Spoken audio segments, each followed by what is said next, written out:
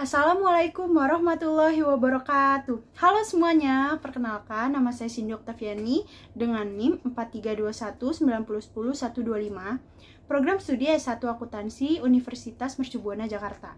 Jadi, pada video kali ini dan pada kesempatan kali ini, saya ingin membahas terkait bagaimana kondisi perekonomian di Indonesia saat ini. Dan video ini dimaksudkan untuk memenuhi tugas besar 2 mata kuliah Perekonomian Indonesia dosen pengampu Bu Wita Khairunisa. Tanpa banyak basa-basi, langsung aja kita mulai ke videonya. Jadi, pertama yang akan saya bahas adalah mengenai konsep dan tujuan dari kebijakan pemerintah mengenai otonomi daerah sebagai salah satu percepatan pembangunan di Indonesia. Definisi otonomi daerah.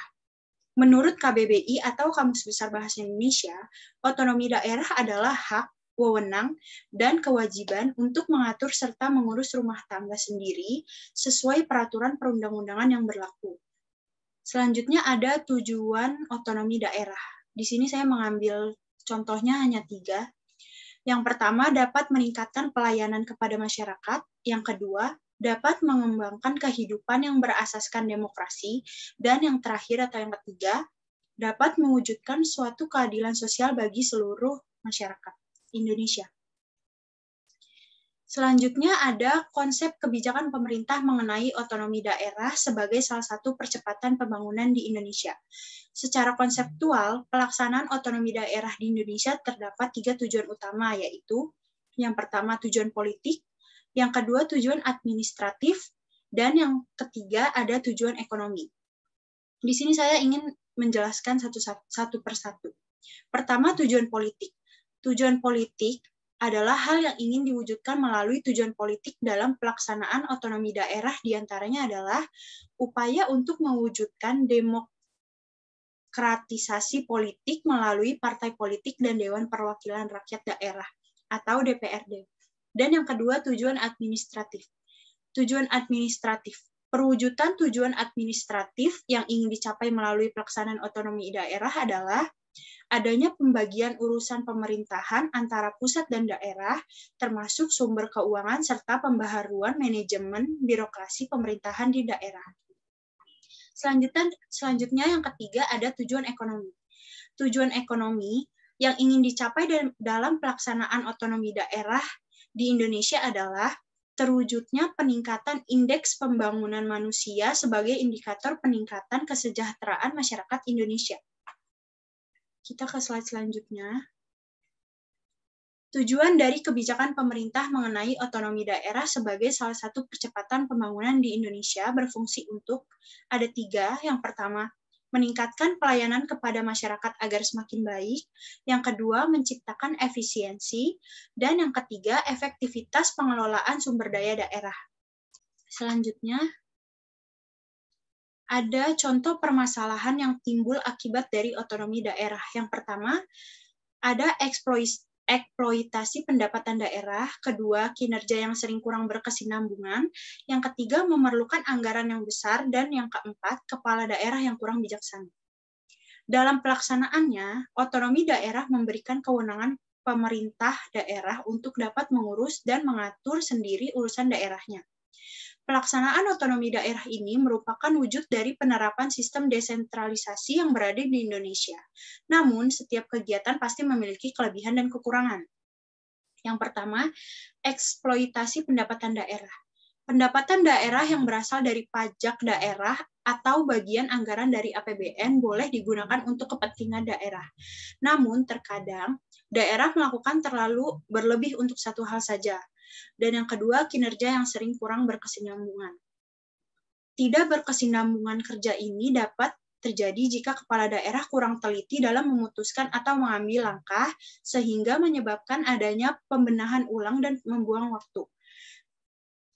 Ketidaksinambungan kerja ini dapat terjadi dengan DPRD atau Dewan Perwakilan Rakyat Daerah, dengan pemerintah pusat, ataupun dengan pemerintah daerah yang berada di bawahnya. Yang ketiga, memerlukan anggaran yang besar. Semakin banyak daerah yang mengalami pemekaran, maka juga akan semakin banyak membutuhkan perangkat daerah dan kepala daerah. Selain itu, pembangunan dari program-program baru akan bermunculan sehingga membutuhkan anggaran yang besar. Belum lagi jika terjadi ketidakbijaksanaan perangkat daerah. Dan yang terakhir, kepala daerah yang kurang bijaksana. Ketidakbijaksanaan kepala daerah ini dapat berupa munculnya KKN atau korupsi, kolusi, dan nepotisme yang dapat merugikan negara dan rakyat dengan jumlah yang besar. Selanjutnya saya akan bahas yang kedua mengenai masalah apa saja yang timbul akibat dari otonomi daerah ini dan kebijakan apa yang dilakukan dari pemerintah pusat guna mengatasi masalah tersebut. Otonomi daerah mempunyai aspek-aspek yang menyebabkan belum optimalnya pelaksanaan otonomi daerah. Salah satu faktor penyebabnya adalah kelemahan aspek regulasi yang terkait dengan penyelenggaraan pemerintah daerah dan implementasi regulasinya. Pada UU nomor 32 tahun 2004 telah berhasil menyelesaikan beberapa masalah dalam penyelenggaraan pemerintah daerah. Namun, dalam pelaksanaannya, ketidakjelasan pengaturan dalam UU ini sering menimbulkan permasalahan baru yang dapat menjadi sumber konflik antar susunan pemerintahan dan menimbulkan permasalahan baru yang dapat menjadi sumber konflik yang pada akhirnya menyebabkan penyelenggaraan urusan pemerintahan daerah tidak dapat berjalan secara efektif dan efisien. Sehingga kita memandang UU ini perlu diubah atau diganti. Untuk itu, UU Pemerintahan Daerah dimaksudkan untuk memperjelas konsep desentralisasi dalam Negara Kesatuan Republik Indonesia atau NKRI dan memperjelas pengaturan dalam berbagai aspek penyelenggaraan pemerintahan daerah. Otonomi daerah di Indonesia ada 4. Yang pertama, pengelolaan keuangan daerah atau anggaran. Banyak terjadi keuangan daerah tidak mencukupi sehingga menghambat pembangunan. Yang kedua, orientasi kekuasaan. Otonomi daerah ini biasanya lebih mengutamakan kepentingan elit lokal yang mencoba memanfaatkan otonomi daerah sebagai momentum untuk mencapai kepentingan politiknya dengan cara memobilisasi massa dan mengembangkan sentimen kedaerahan seperti putra daerah dalam pemilihan kepala daerah. Yang ketiga ada pemekaran wilayah.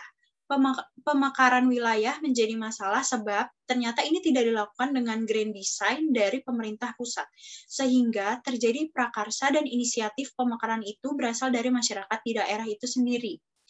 Ini menimbulkan permasalahan sebab pemekaran lebih didominasi dan kepentingan elit daerah dan tidak mempertimbangkan kepentingan nasional secara keseluruhan. Dan yang terakhir ada pilkada langsung. Pilkada langsung menimbulkan besarnya biaya yang harus dikeluarkan untuk pelaksanaan suksesi kepemimpinan ini. Padahal kondisi sosial masyarakat masih terjebak kemiskinan.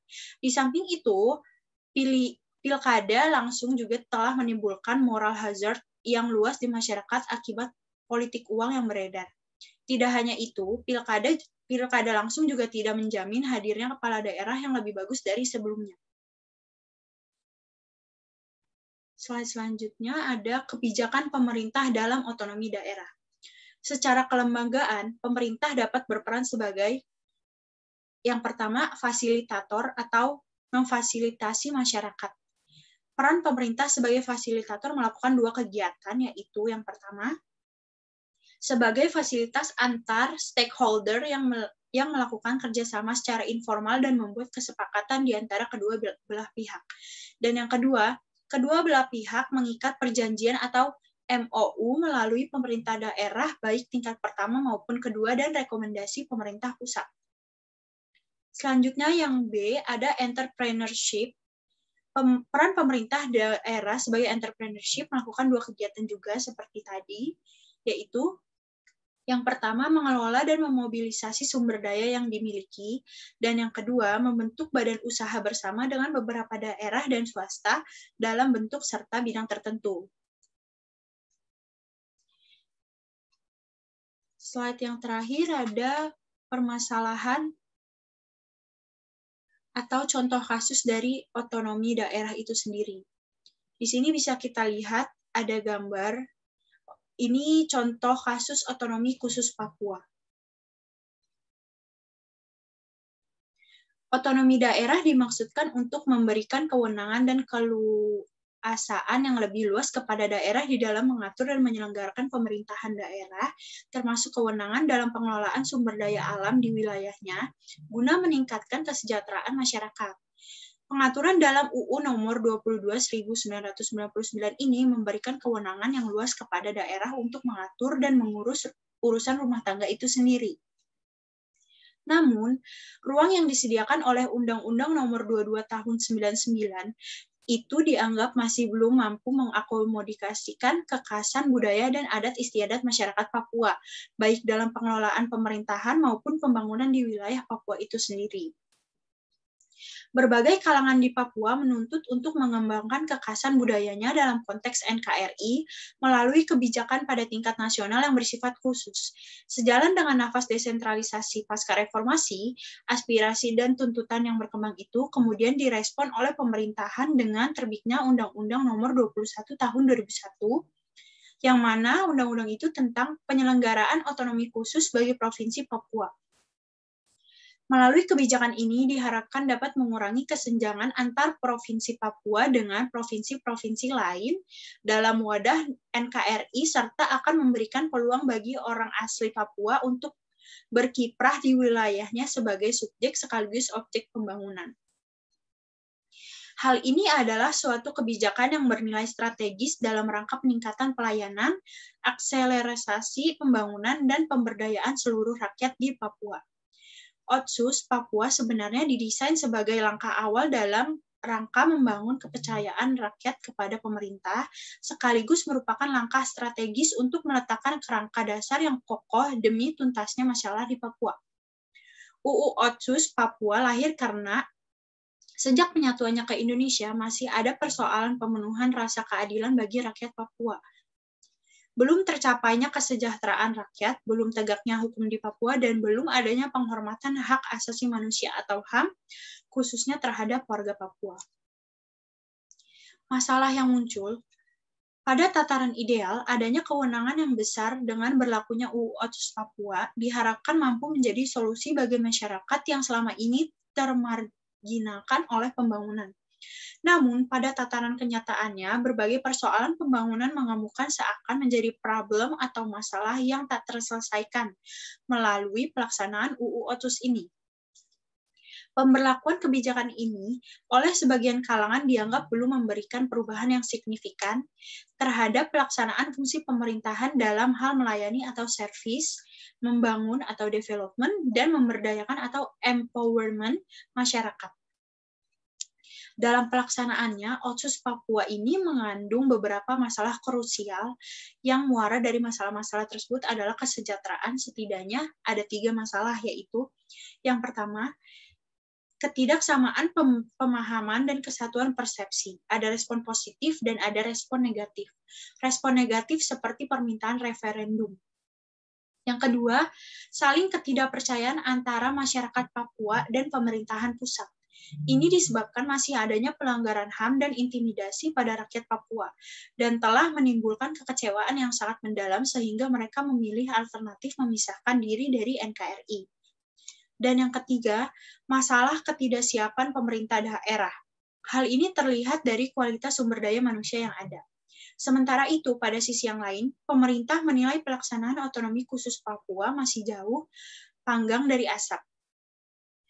Dari sisi pengaturan, misalnya, peraturan turunan UU Otsus nomor 35 tahun 2008 yang harusnya dibuat ternyata tidak direalisasikan. Sehingga implikasinya menyebabkan adanya ketidakjelasan urusan pengelolaan dan tumpang tindih sehingga kewenangan.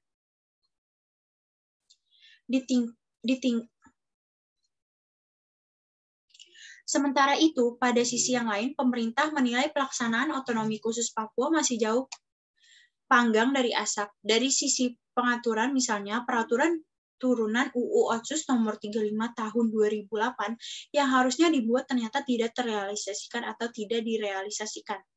Sehingga implikasinya menyebabkan adanya ketidakjelasan urusan pengelolaan dan tumpang tindih. Pengelolaan kewenangan. Di tingkat daerah ternyata Pemprov Papua Barat, DPRP, DPRPB, MPR, MPRPB belum menyelesaikan beberapa perdasus dan perdasi sebagai implementasi UU Otsus. Akibatnya, pelaksanaan wewenang, tugas, dan tanggung jawab serta pola dan mekanisme kerjasama belum dibangun, sehingga kinerja yang dihasilkan belum optimal. Sekian penjelasan yang dapat saya sampaikan terkait bagaimana permasalahan kondisi ekonomi saat ini. Kurang lebihnya mohon maaf, semoga video ini dapat memberikan manfaat ke banyak orang. Wassalamualaikum warahmatullahi wabarakatuh.